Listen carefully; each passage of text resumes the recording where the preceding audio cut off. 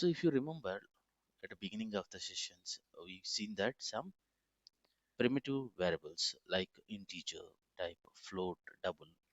At the beginning of our sessions, we learned those things. So wherever you are going to place it, like if you place that int a is equal to 10 within the method level, that importance and accessibility is going to be changing. The same thing if you place it at outside of the method, so then that usage and importance is going to be vary. So in this variable, we have two kind of initially variables we can say that. One is primitive variables,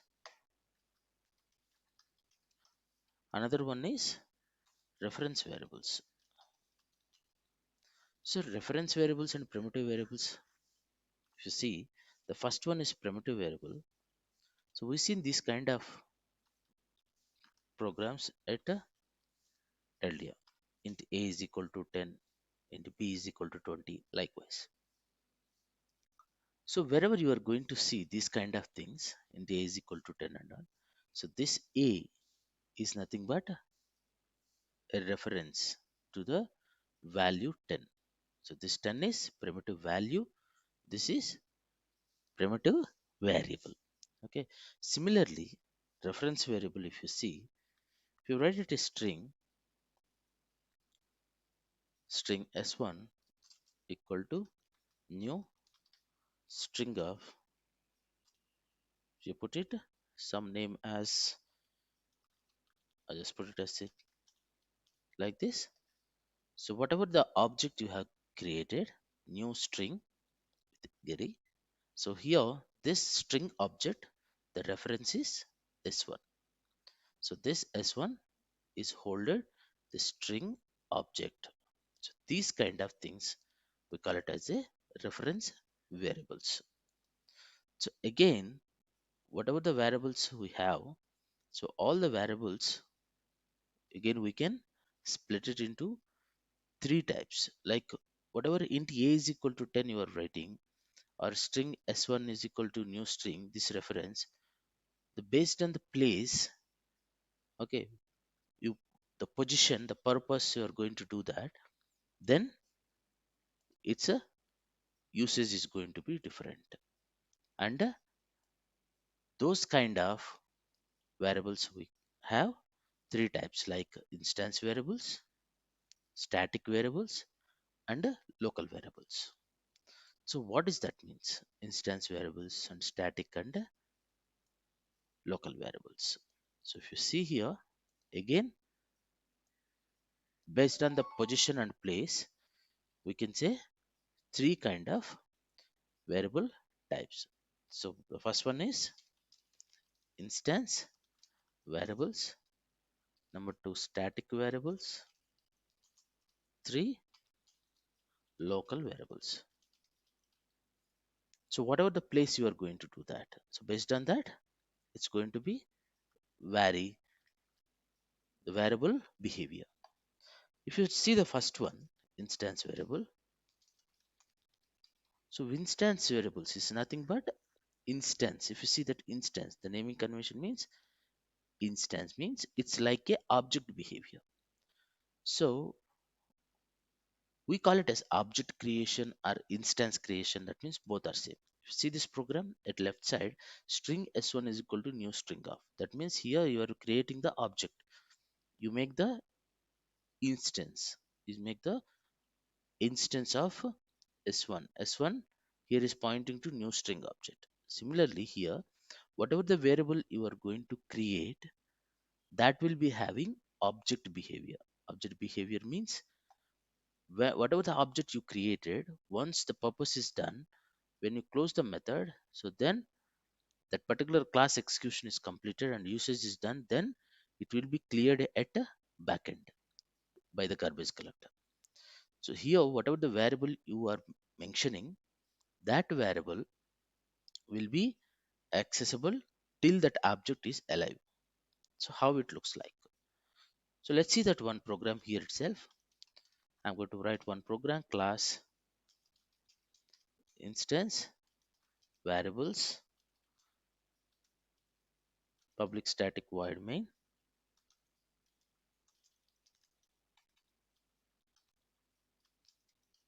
string aux. So I have one method. So instance variables usually it will be outside of the methods and within the class.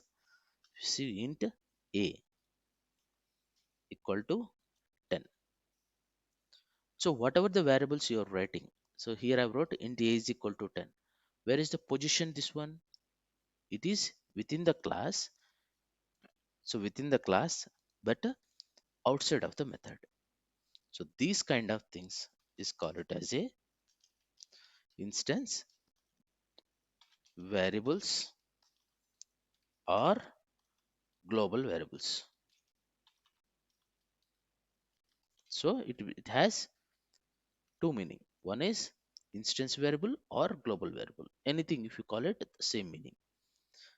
So these kind of things will be accessible across the class. Like whatever the class you have written here, everywhere you can use it. If someone is wanted to use it, it should be having a specifier defined.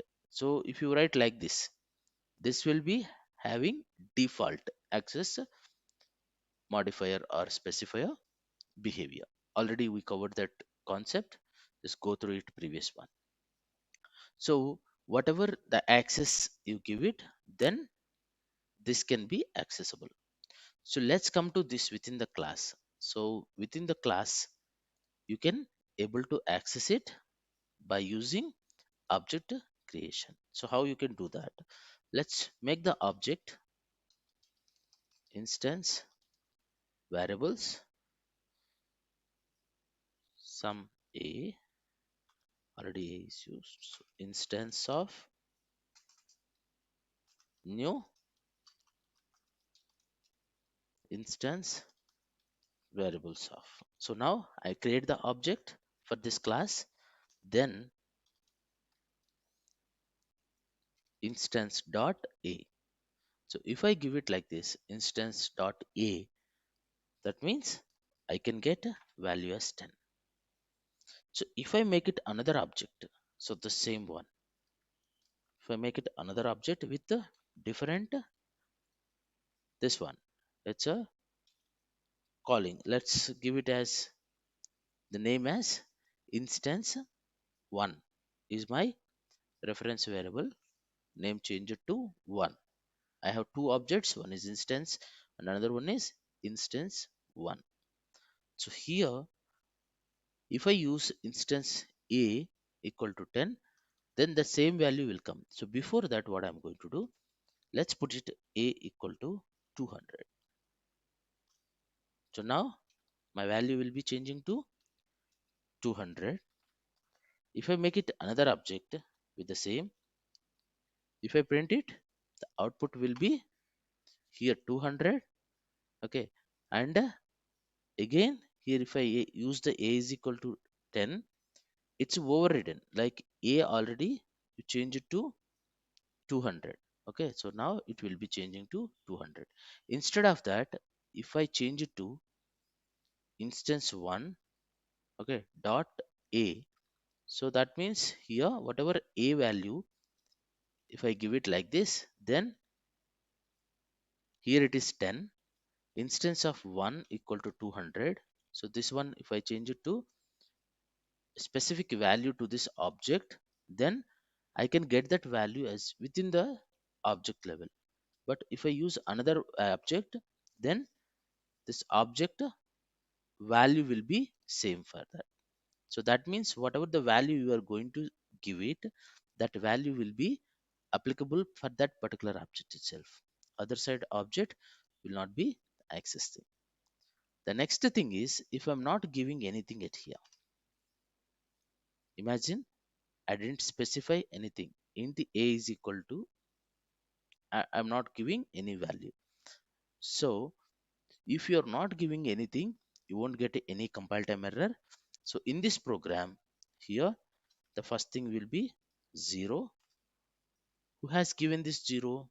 Usually instance variables are global variables. default value is assigning by JVM. So JVM is going to give it the assigned value. So then the value commit as a 0. If I give it as a equal to 200, so let's put it in the way instance 1 dot a equal to 200. That means this 200 will be applicable within this instance 1.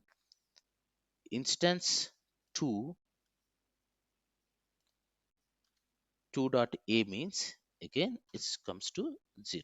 So this is the actual way. This is for 0, this is for 0, this is for 200. So you see the difference. The first one, instance a, default value is came.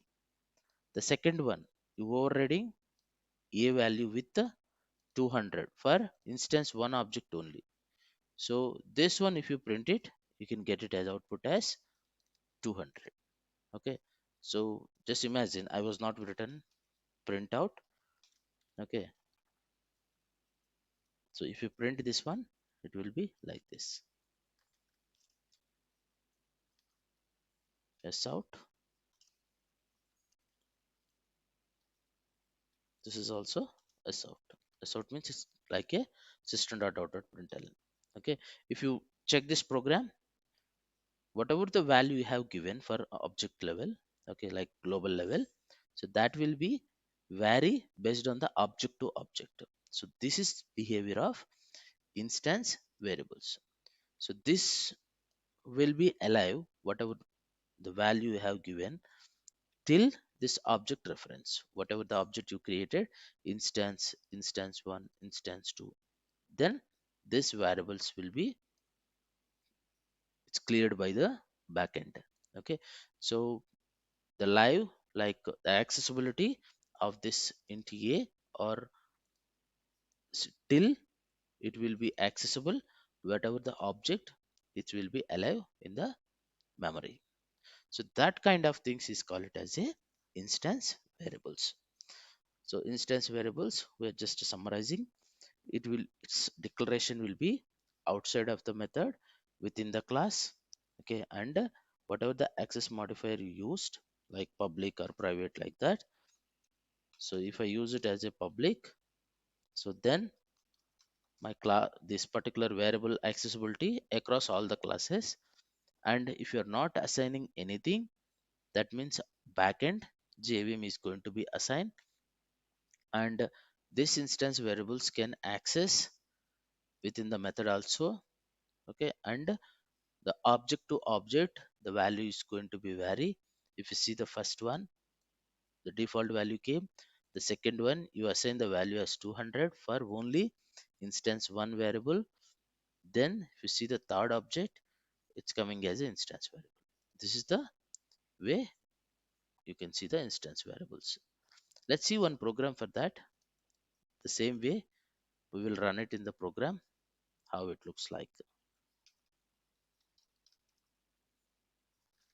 So it is variables, concept is instance variables. So we'll try to write the same thing. Let's close all this stuff which we wrote earlier. So here, public static void main, you should put it outside of the method. I'm not declaring anything, int a. So if I write to access that s out a, if you try to access a, see here it is giving compilation error because it is a instance variable, but this is the static method. That's what you are unable to access this one. So to get this one, what you need to do, you have to create the object variable instance, new variable instance of, let's try to print. If you run it, output should be 0.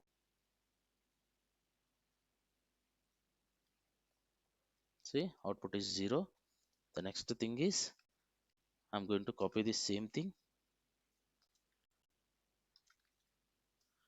with the different reference name.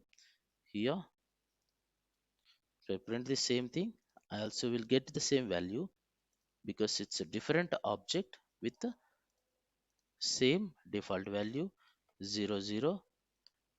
Now in between, just try to add something. So now you see it here it should be 100, then this should be 0. So 0 and 100. If I try to access another one, instance 2, and here instance 2, if you run it, see that output 0, 100, 0. So that means whatever a value you assigned, that a value will be applicable within that object. Other object will not access this value. Okay, so this is kind of behavior for instance variables. So here you have not assigned any value, but your program was running successfully.